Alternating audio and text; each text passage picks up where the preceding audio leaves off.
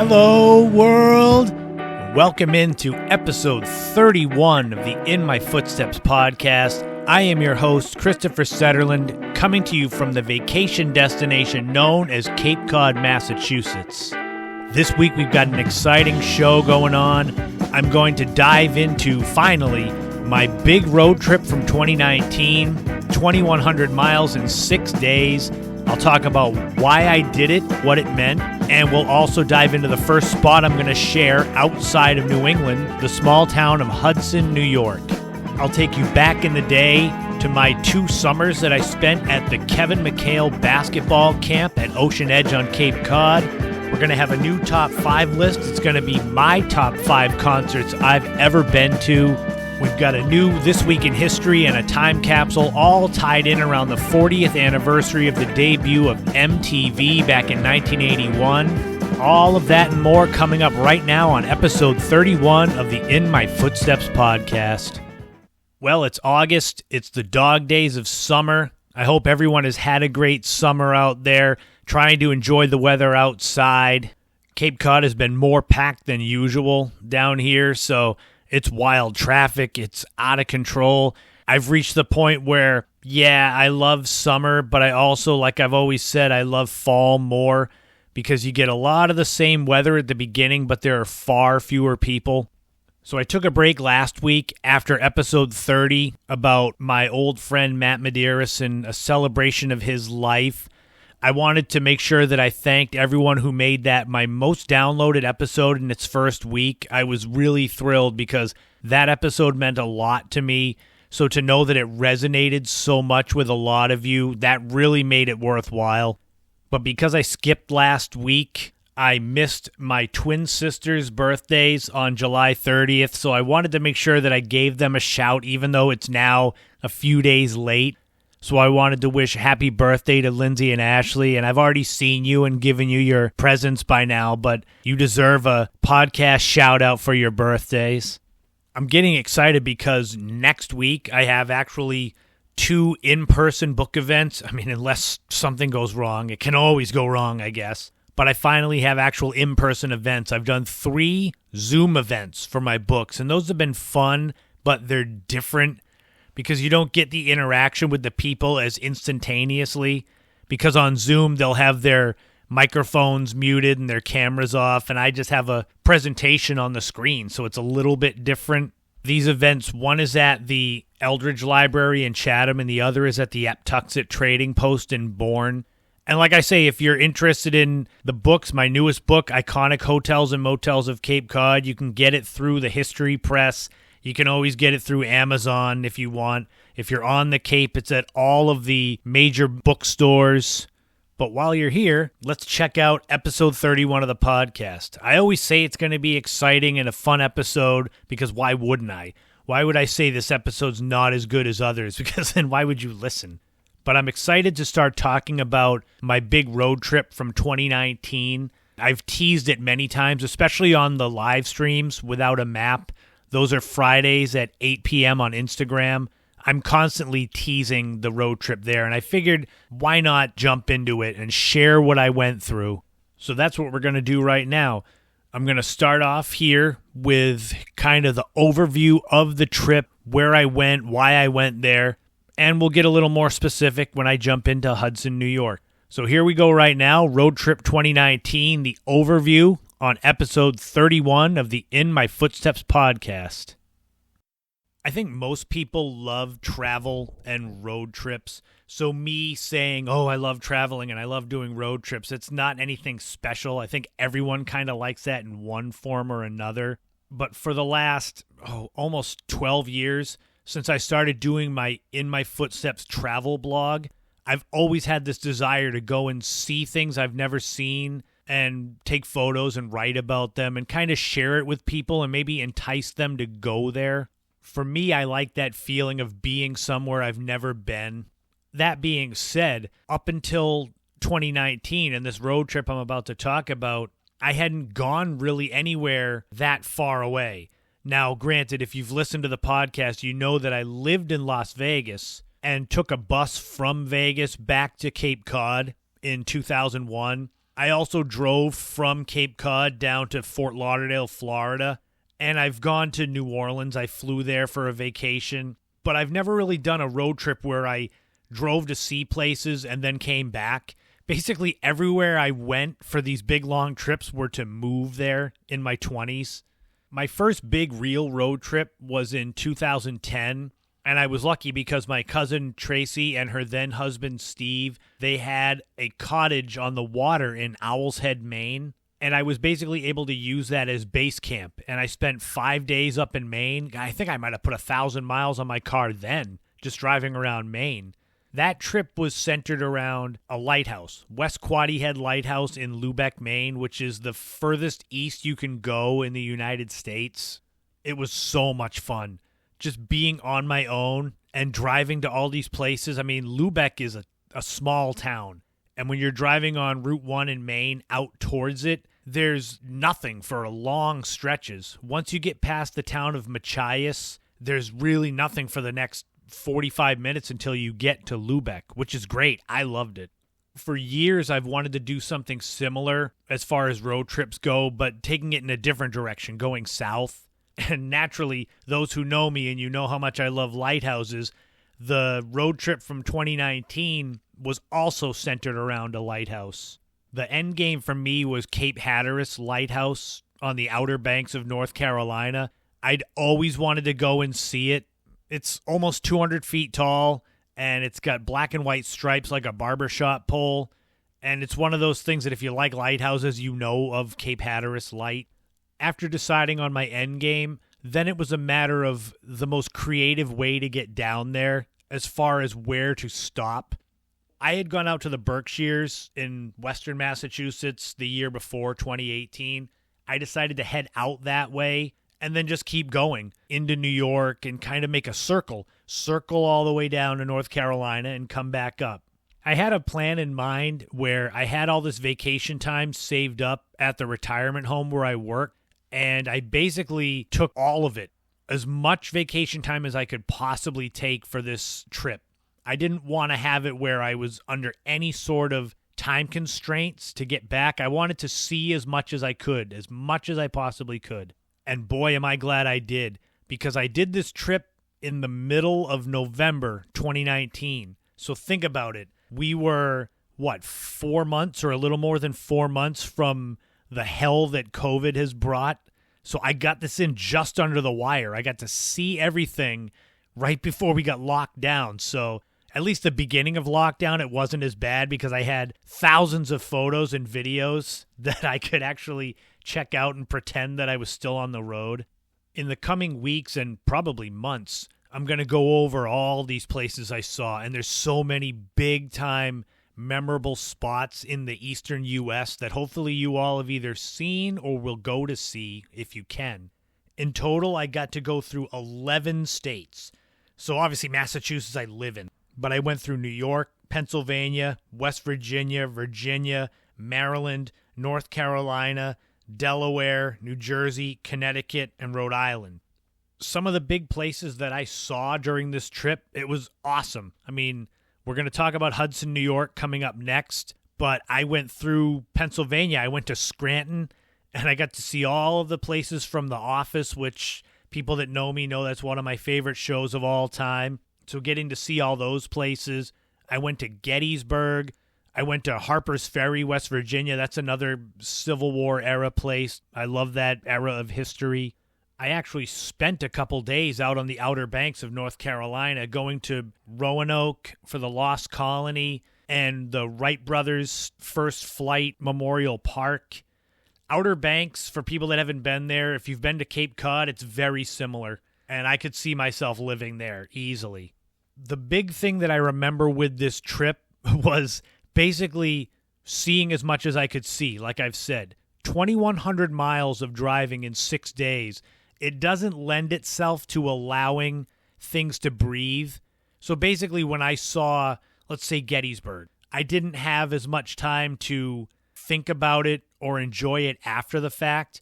I took a lot of photos, a lot of videos, and it was more or less get all the pictures and videos you can and enjoy it later. Just see as much as you can, it's weird. It was almost like I had this underlying drive to see all of this stuff, like there was some pressure. And it's interesting that COVID came only a few months later because I was so glad I saw all that I did.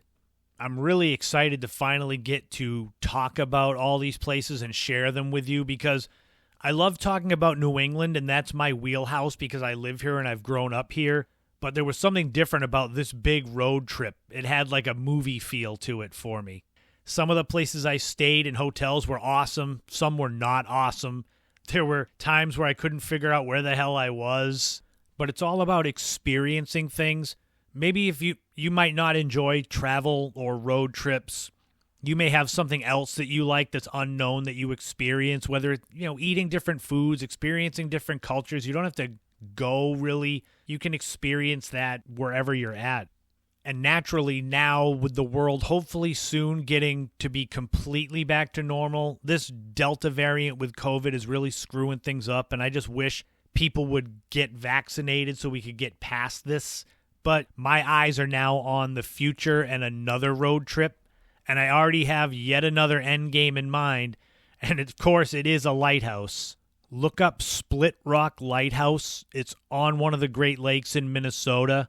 It's an awesome-looking lighthouse, and that's kind of my end game. From where I'm at right now, it's about 24 hours of driving. Naturally, I wouldn't drive straight through, but that's kind of the end game. I just will have to figure out other places to see along the way. And it's a pretty common fact that people that know me, I've said it so many times that if I could just do travel and road trips just as a career and make money off of it, I would. I would love to take this podcast on the road and just go to different random places and talk about it and interview people. You never know. Someday that might happen. But right now, this is just the overview of the 2019 road trip, what I saw, why I did it. So let's jump into the first place that I saw outside of New England. And I chose this because of its recognition as one of the best small towns in the country, at least by some, I don't know what the metrics are for that, but that made it a good place to stop. And that is the town of Hudson, New York. So I'm going to take you on a road trip there coming up now.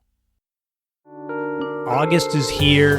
What better way to enjoy summer on Cape Cod, on New England, in America, all across the world, than to wish, dream, and inspire with Wear Your Wish. Visit wearyourwishes.com. Katie Marks' company, clothing, apparel, jewelry, accessories. There is so much new and good stuff there. Mermaid bracelets, Mermaid Kisses necklace, their Intentions collection. Check out the paper airplane necklace, floating wishes. They're all 925 sterling silver. And they're high quality and will look great on you or be great for gifts for anyone. There's something for everyone. Tote bags, hoodies. The reviews are coming in. The reviews are great. Follow them on Instagram at wearyourwish with dots in between. wear.your.wish. See everything that they have to offer and go to wearyourwishes.com. and see firsthand the high-quality products that Katie Marks has worked so hard to create. This is all from her mind. Bracelets for healing, bracelets for anxiety, a bracelet with a clover dedicated to our grandfather, John Sullivan. There's not enough time in this ad to tell you all the great things that Wear Your Wish has and all the great things that Katie Marks has done with Wear Your Wish. So go and check it out for yourself. Wear Your Wish at wearyourwishes.com. Enjoy the last days of summer with something beautiful from Wear Your Wish.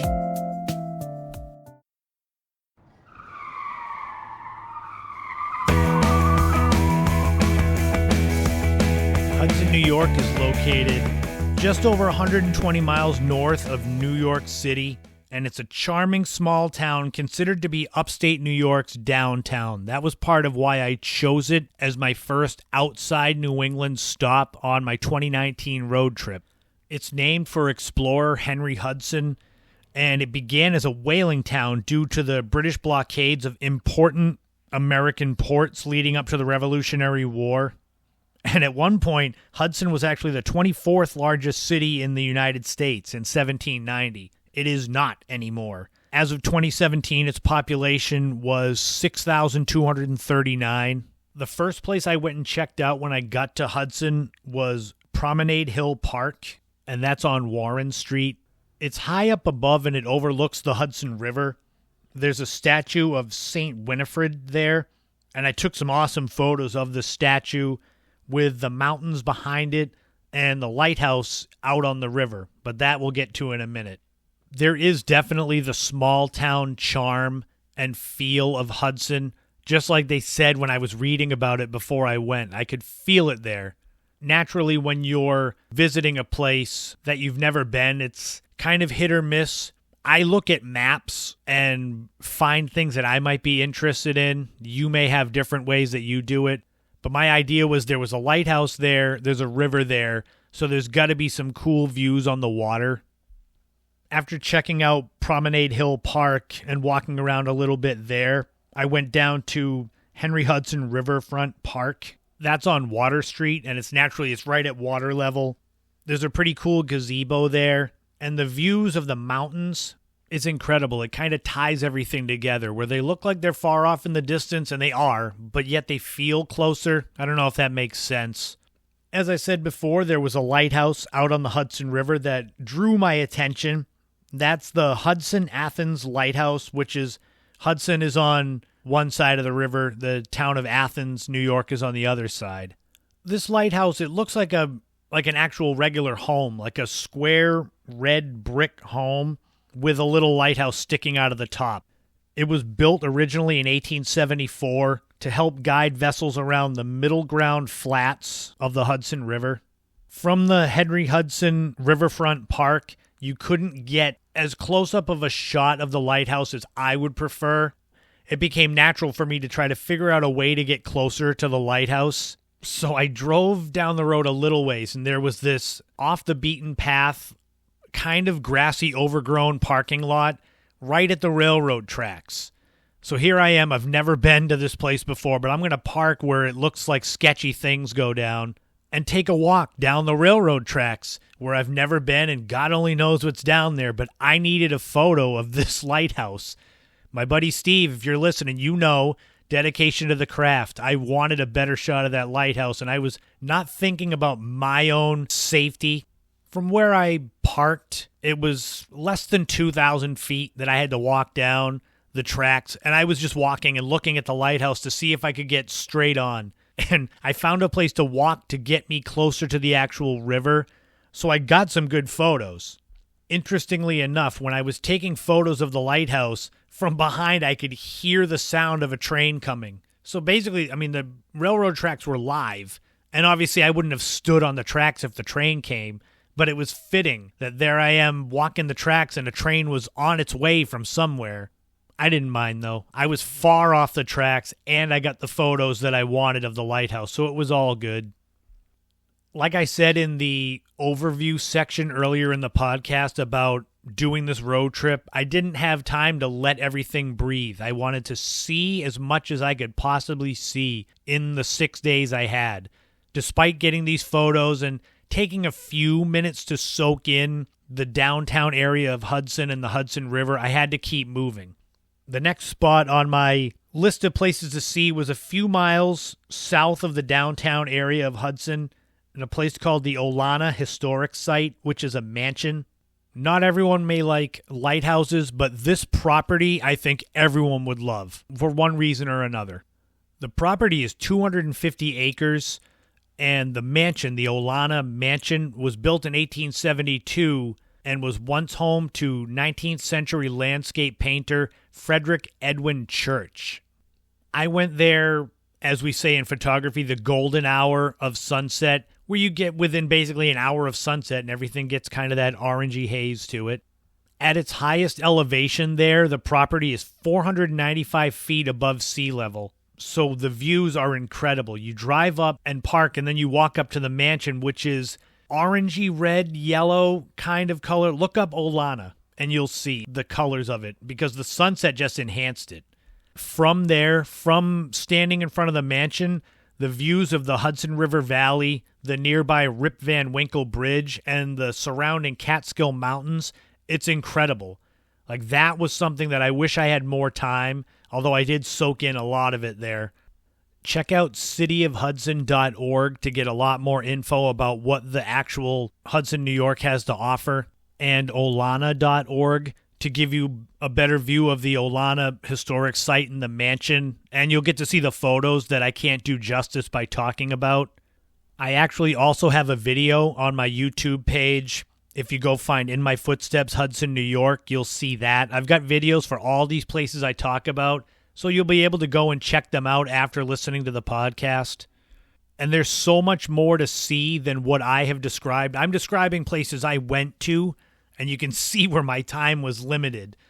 But you can go to the home of artist Thomas Cole, who was the founder of the Hudson River School of American Painting. There's lots of art and shopping on Warren Street. There's places to eat like Kamea Restaurante, Baba Louie's. Hudson's got its reputation and its distinction as one of the best small towns in America for a reason. And a little funny story to end this. When I was done at Olana, the sun was setting or had just set. So my goal was to get to Scranton, Pennsylvania as kind of base camp. And I crossed over the Rip Van Winkle Bridge that's right near Olana. And I'm heading south towards Scranton. And it's starting to get dark. I mean, it's after sunset now.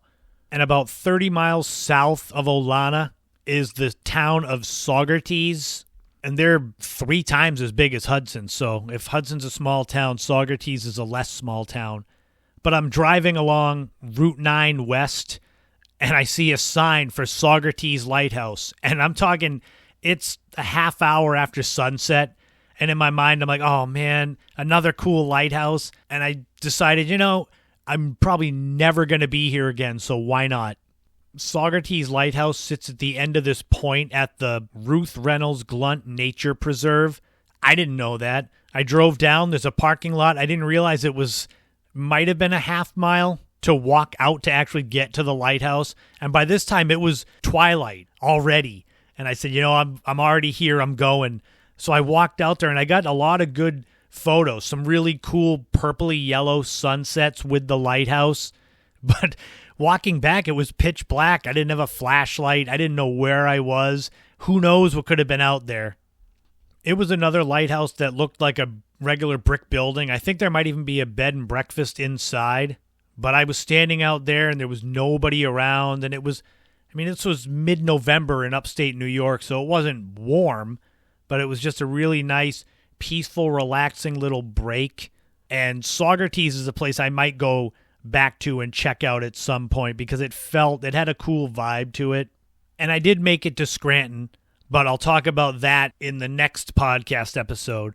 But for those of you keeping track, my first day that started from Cape Cod and ended up in Scranton, if you were doing that on Google Maps, it's a total of about 6.5 hours of driving and 385 miles, and that doesn't take into account my little offshoot at Saugerties or any other places that I might have gone. This was just town to town.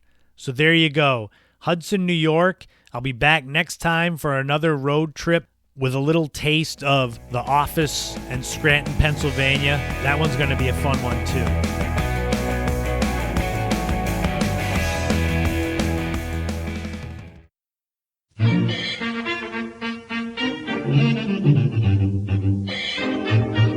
This Week in History takes us back to what was one of the most important days in music history, television history. That was 40 years ago this week, August 1st, 1981. MTV Music Television makes its debut. For those of the younger generation, I'm saying if you're in your 20s and younger and you're listening to this, you may not realize that MTV used to be all music. Music television was actually music and not garbage reality shows like it is now, which is just a joke. But it was, at one point, a hugely influential source of music, entertainment, pop culture across America and the world. And it debuted on August 1st, 1981, with the first video ever being Video Killed the Radio Star by a band called The Buggles. I remember on Cape Cod, I don't know when I first saw MTV. It might have been 84 or 85 when we got cable. but it was huge. It was all music videos. They had VJs, video jockeys, instead of DJs like on the radio. And it became huge for promotion for music. That's when music videos became huge. And the people of the 80s that grew up in the 80s, think of the artists that became huge because of their videos and their airplay on MTV. Michael Jackson is top of the list. And then right with him is Madonna and Prince, Duran Duran. God, Hall & Oates became huge because of their videos. The original talent, the original VJs on MTV included Martha Quinn, Alan Hunter, Mark Goodman, J.J. Jackson, and Nina Blackwood. And back then, especially in the early to mid-'80s, it was way more stripped down, where they were just looked like they were sitting in a living room, at least with a brick wall, and just showing videos all day. And world premiere music videos became events, especially Michael Jackson and his Thriller video. Oh my God, but they became must-see events, these new videos. In the late 90s to the turn of the 21st century, that's when it became all reality shows, and people my age tuned out because why watch MTV music television if there's no music? And maybe I'm the old man yelling at clouds, but I just think it's terrible now. It's a shame to remember what it used to be and to see MTV how it is now. But 40 years ago this week, one of the most influential moments in music history took place when MTV debuted with Video Killed the Radio Star by the Buggles. And for the time capsule this week, we're going to stick with the same date. So basically, if you saw the debut of MTV, this is what was going on back then in the areas of entertainment surrounding it. So August 1st, 1981, the number one song was Jessie's Girl by Rick Springfield. It was number one for 2 weeks, and that was Rick Springfield easily his biggest hit. Despite being basically a one-hit wonder from the early 80s, don't cry for Rick Springfield, though. He was also Dr. Noah Drake on General Hospital and an overall teen heartthrob for most of the 1980s, so he did all right. The number one movie was Tarzan the Ape Man. It starred Bo Derek, Miles O'Keefe, Richard Harris, and John Philip Law. It was loosely based on the 1912 book Tarzan of the Apes, but it's told from Jane's perspective. For those of you that don't know the Tarzan and Jane story, he's basically a man raised by apes. It made over $36 million on a budget of just over $6 million, so it did well domestically with the box office. However, it was nominated for many Worst Picture awards, the Razzies, Worst Picture, Worst Director, Worst Actor, Worst Actress. So it's up to you if you want to see it. But out of the 12 Worst Picture and such awards they were nominated for, they only won 2. So that means 10 of them they didn't win. I don't know if that makes it better. The number one TV show was The Jeffersons. This was a spin-off from All in the Family, with George Jefferson, starring Sherman Hemsley, Isabel Sanford, Marla Gibbs, and others. The show lasted 11 seasons after spinning off from All in the Family. 253 episodes, and the classic song Moving On Up. It's a classic show. You've got to check it out. It debuted in 1975, went all the way through to 1985. I know you can hear that theme song in your head. Sorry for putting the earworm in there. And if you're going back to August 1st, 1981, to see MTV's debut, the cost of cable TV, a monthly subscription, at least on Cape Cod through Cape Cod Cablevision, was $8.90 a month.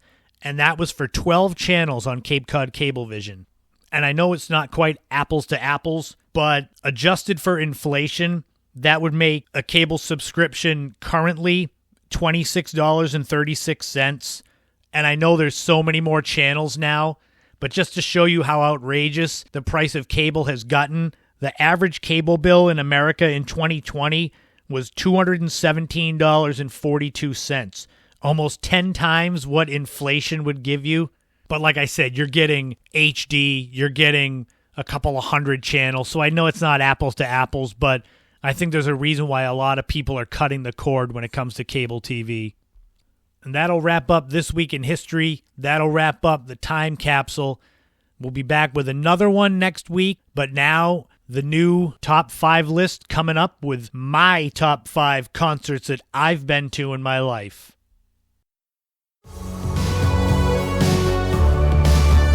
Everybody loves music. Your taste in music may be different, but everyone loves music. So this top 5 is going to be my top 5 concerts that I've seen in my life. And the funny thing is that it may be the least controversial and the most, because these are all subjective. They're ones that I've been to. So it's a lot different than my other top 5 countdowns where you could have your own choices, because these are my concerts that I went to. So you may not like the ones I went to, but hey, the first concert I ever went to was my senior year of high school in 1996. I had intended to go to Lollapalooza 94 and see Nirvana. That was my goal for my very first concert ever, but it just didn't happen. Nirvana pulled out because Kurt Cobain's health issues were getting bad, and then I ended up not really wanting to go. Honorable mentions go to when I saw Pearl Jam in 2004, because it's Pearl Jam, and going to see them, they're the last kings of grunge music still around, so anytime you can go see them is great. REM at what was Great Woods in 1999, their last stop on their tour for their Up album, which was their first one without original drummer Bill Berry. And Foo Fighters Acoustic Tour 2006, which was pretty wild.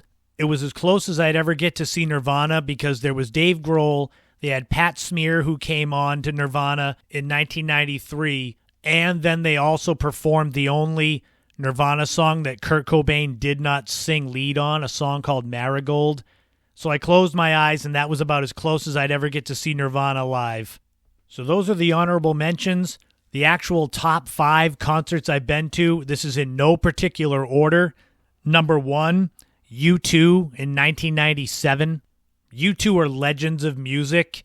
The irony is, though, that the one time that I went and saw them live was for the album that almost destroyed their careers, the Pop album.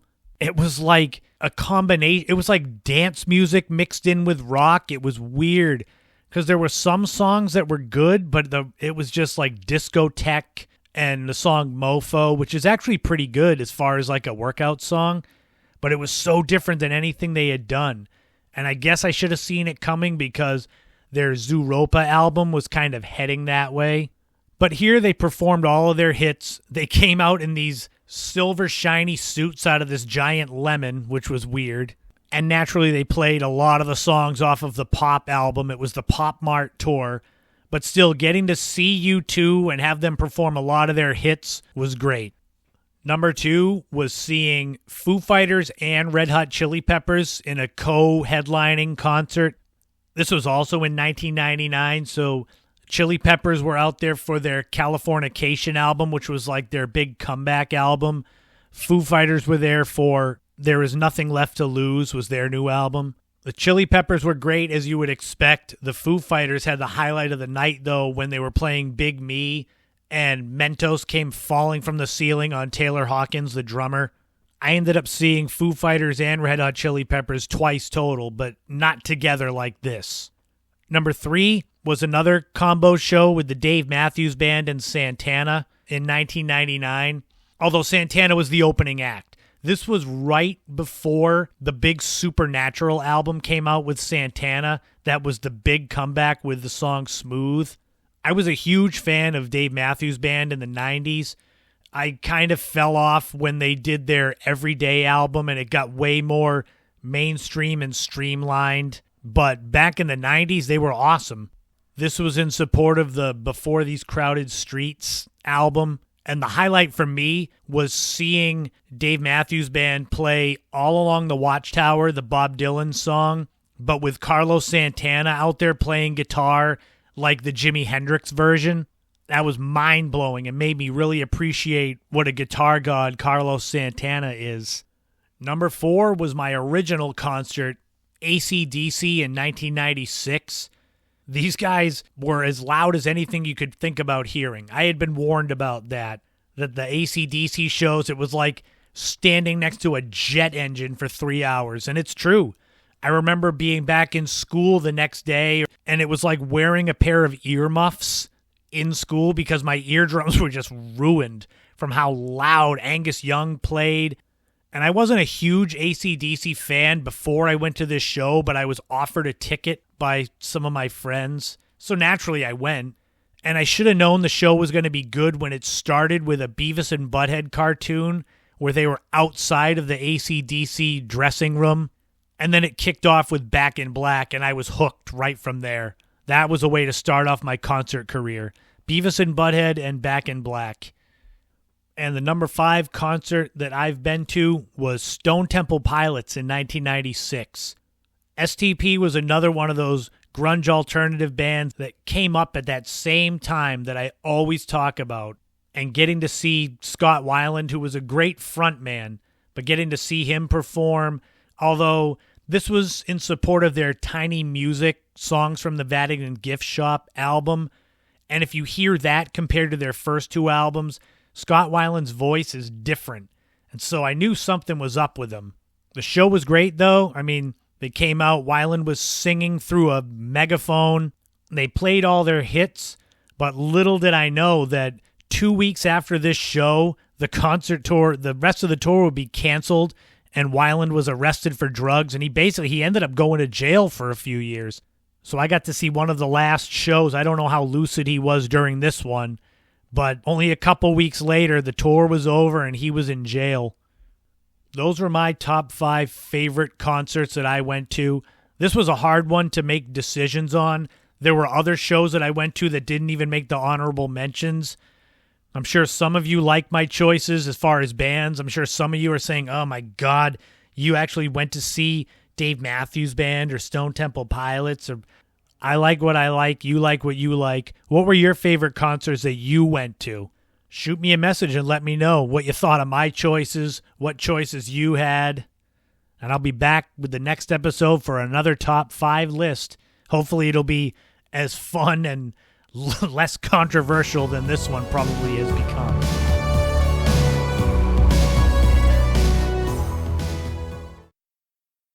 If you're looking for a great eating and drinking establishment to finish out your summer days on Cape Cod, you can't go wrong with the Bobby Burns Pub. 3 locations on Cape Cod in Mashpee Commons, Hyannis, and Sandwich. They've been open since 1973. They have classic pub fare, American meals, daily and weekly specials created by some very talented chefs, including Chef Bruce Durham. Very talented chef. You can catch him usually at the Sandwich location, sometimes at Mashpee. They combine great food with a great atmosphere, open 7 days a week. You can visit them at bobbyburns.com or check out any of their 3 locations to see for yourself. They've been around almost 50 years. They must be doing something right. And if you stop into the Sandwich or the Mashpee locations, give a shout to Chef Bruce Durham and tell him that you heard this on the In My Footsteps podcast. Bobby Burns Pub. Classic pub atmosphere, classic pub food, and so much more. Go and check them out. I mentioned in episode 29 of the podcast about my days of having a basketball hoop on Cherry Lane when I was growing up. Basketball was my favorite sport. I grew up in the 80s when the Boston Celtics and the Los Angeles Lakers were the top teams dueling it out, and Michael Jordan came along and set the sporting world on fire. There was nothing I wanted more than to emulate these incredible athletes: Larry Bird, Kevin McHale, Robert Parrish, Magic Johnson, Kareem Abdul-Jabbar, Charles Barkley, and so many more. And I was lucky enough for 2 consecutive summers in 1989 and 1990 to get to experience a little bit of what it would be like to be an NBA basketball player by attending the Kevin McHale Basketball Camp at the Ocean Edge Resort in Brewster. And here I'm going to share a little bit of what it was like as we go way, way back in the day. So ironically, I wasn't meant to go to Kevin McHale Basketball Camp. It was actually a fallback plan by my mother. So in 7th grade, way back when I was younger, I was wicked smart. So I took my SATs when I was in 7th grade. The Johns Hopkins University that paid for me to take my SATs when I was 13, they wanted me to go to Genius Camp, and it was too expensive. And, I'm one of 5 kids, and we weren't exactly rich growing up. So, my mother feels bad now, but as a man in my 40s, I can see how are you going to afford that to send me to Genius Camp? And the thing is, as a kid then and as a man now, I'd have much rather have gone to Kevin McHale Camp than going to a camp where I was going to learn. It's like going to school again, so the hell with that. Ocean Edge Resort, you can read about it in my Iconic Hotels and Motels book. It's on Route 6A, and it's part of the Nickerson family owned all of the property. It's this big, sprawling resort. And back in 1989, it was even bigger when you're a kid, 11 years old, going to play there with hundreds of other kids. There were so many other kids that I knew from school that had gone to the same camp. So that was a lot of fun, seeing some familiar faces, but then a lot that I didn't know from around the Cape and probably New England. I bet there were a lot that came from off Cape. But then meeting Kevin McHale, he was 6'10", so he's the biggest human I'd ever seen in real life. And you get to see him shooting free throws and dunking the basketball, and that's another thing. Seeing him on TV and then seeing him in person, it was crazy. I don't remember if it was the first or second year that I went, but my team that I was on, because we had like a tournament that we played where you'd learn fundamentals, but then you'd actually play games, shirts and skins, and there was a lot of outdoor and indoor basketball courts. I remember one day it was rainy, so we had to go to an actual indoor gym to play, and I couldn't tell you where it is now. And we all got hooked up when we got there. We got our swag packages. We got our own basketball and a pair of the Chuck Taylor Converse sneakers. I think they're still, they've come back around in style now. They really didn't have any support or cushioning. They're kind of high tops. Can you see them in your head? They've got the star on the side. I was a big fan of the Nike Air Jordans. So getting Converse Chuck Taylors, I was like, ugh. I don't know if I wore them beyond that week that I was at Kevin McHale Camp. He had special guests there too, Kevin McHale. He brought in friends of his. Interestingly, the first friend that he was supposed to have come be a part of the camp was Danny Ainge. But he ended up not coming because he got traded. He got traded that summer from the Celtics to the Sacramento Kings. But that was all right. They had shirts for sale, these oversized caricature shirts. They were big in the 80s, but there was one for Danny Ainge with the Sacramento Kings with his face like 10 times bigger than his body. There was a life-size cardboard cutout of Kevin McHale there, too. And on a recent live stream, my mother told me that my sister Ashley had knocked it over and then was running away embarrassed, and Kevin McHale was yelling to her, "Wait, Ashley, come back." I don't remember that, but it's a funny story to kind of stick in there. I ended up having some interactions with Kevin McHale. I think he coached everybody's team once for one game. So there's a photo of me high-fiving him. I got a picture with him, and I was too scared to say something to him. So my mother basically had to yell to him. And then he came over and he took a picture with me. I was like up to his hip. But my favorite story of Kevin McHale has to be when I tried to get him to autograph my basketball. So the basketballs that they gave out at the camp had Kevin McHale's signature on it. But he's sitting down, and I bring the basketball to him, and he basically takes his Sharpie and he traces over his own name. So he signed it, but he signed it over his own real signature. And I got to meet a lot of the special guests that he had there. He had Casey Jones, who coached the Celtics when they won the title in '86. So he was a legend. I got to meet Casey Jones, and he actually autographed my basketball, unlike Kevin McHale, who traced his name. But then I also got to meet Doc Rivers, and Doc Rivers was still playing then. He was still playing on the Atlanta Hawks, and he was super nice. I've always had a soft spot for Doc Rivers, so I was thrilled when he won a title with the Celtics in 2008. I got to meet the iconic voice of the Celtics, Johnny Most. He did the radio broadcast for, probably 30 years, I would think. But he was near the end of his life here. He was very old, and he was in a wheelchair. And I remember My mother kind of felt bad for him because he was just sitting there and no one was around him. And I didn't know who he was because I didn't ever see him. But then when I talked to him, I recognized the voice. He had this really, I don't want to say raspy voice, but he talked like this, kind of had a voice like that. I can't really do it. But we didn't have anything for him to sign. So my mother gave him a blank check that he autographed the back of. And I don't know where that ever ended up. But I basically, Johnny Most autographed one of my mother's blank checks. Most interestingly and probably most out of place as far as guests that I remember at Kevin McHale Camp was wrestling legend Big John Studd. He had just made his comeback in 1989. He won the Royal Rumble in WWF, and he was at WrestleMania 5. So he was there, and it was weird because it's all basketball players, and then there's Big John Studd. I can only assume that there must have been a show at the Melody Tent around that time because WWF would do shows at the Melody Tent. So I'm assuming he must have been there. I don't know how he got the favor called in to come to Kevin McHale Camp, but he was there signing autographs. He was another one, super huge human being. I just remember how much fun it was the entire time, even learning the fundamentals, how to dribble behind your back.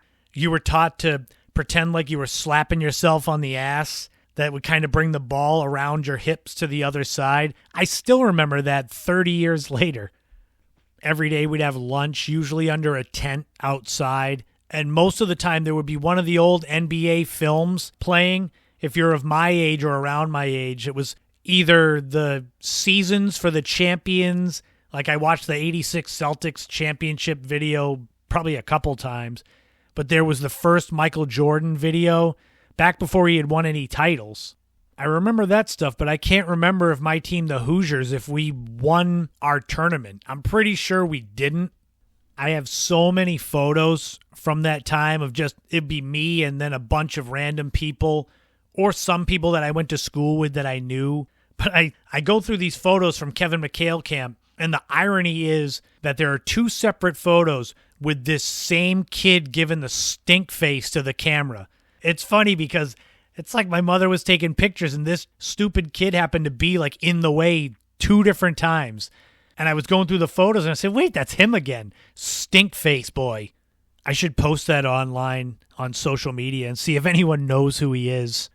Ironically, after Kevin McHale Camp the second year in 1990, I didn't go back to Ocean Edge and even see those basketball courts again until last year, riding my bike with my buddy Mike. That was like, we went through Ocean Edge and I said, oh my God, this is the basketball court.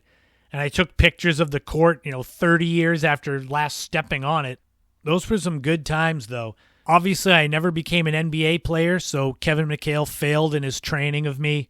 But I do have so many great memories of my 2 years of going to Kevin McHale Camp. Did any of you ever go to like a sports summer camp that was held by someone famous, a famous athlete?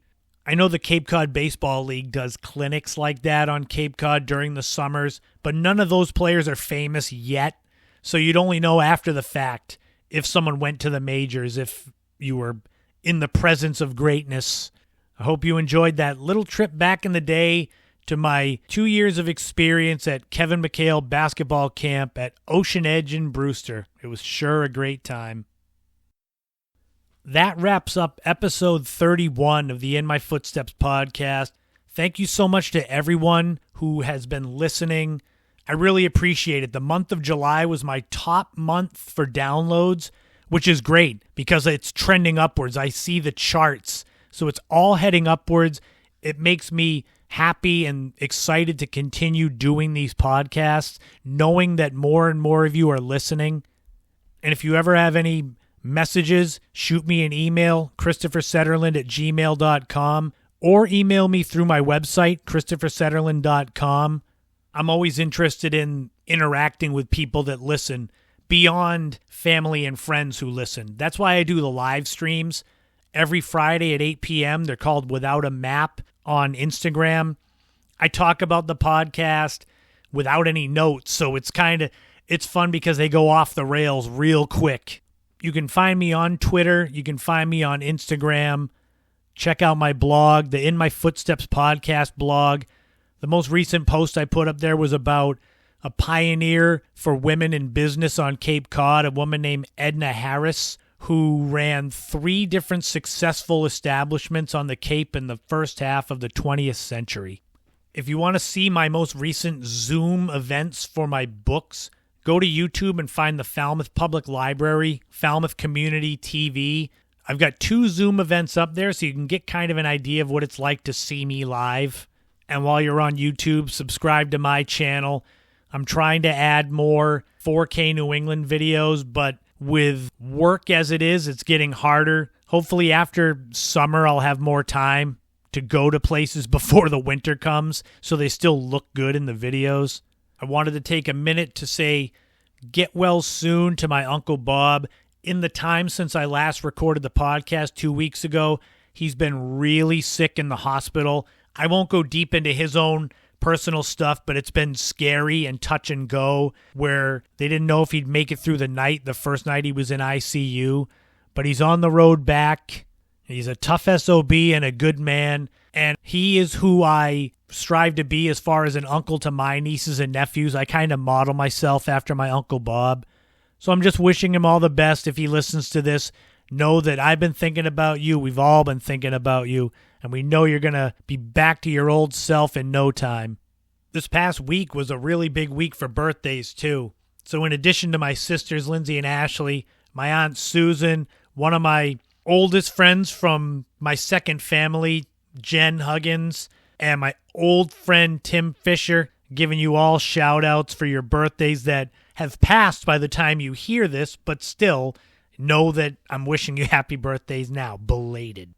As I always say, if you enjoy the podcast, spread the word, share it, tell other people to check it out, because that's the way this grows, is you people that enjoy it sharing it. I can tell everyone that every episode is great, and I'm going to market the hell out of it, but it means more coming from independent sources.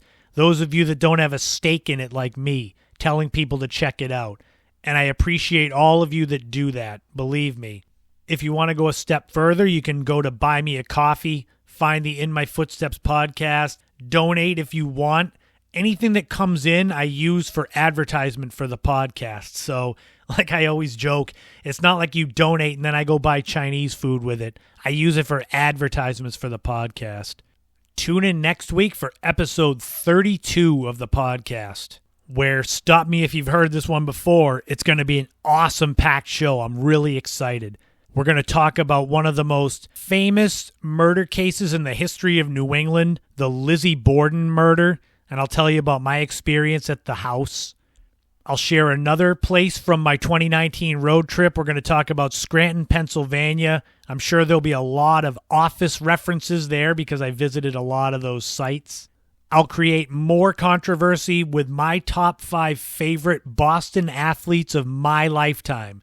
I started watching in 1985, so it's from then on. So get ready to hate my picks. And I'll go back in the day to share my thoughts on collecting baseball cards, back when that was a big thing, and it's not as big of a thing now, but it was fun while it lasted. And there'll be another This Week in History and another Time Capsule and so much more that's coming up next week on episode 32, so be there for that. And remember to take care of yourself, take care of your mental health. That comes above all else. Especially in this world we live in now, you've got to put your mental health first. Do what makes you happy, and hopefully this podcast gives you a little bit of happiness and a distraction. That's what I try to do. But remember, in this life, don't walk in anyone else's footsteps. Make sure to create your own path and enjoy every moment you can on this journey we call life, because you just never know. It's better to be happy and have no regrets than the other side. Thank you so much to all of you for listening. And of course, I will talk to you again next week for episode 32. Take care, everyone.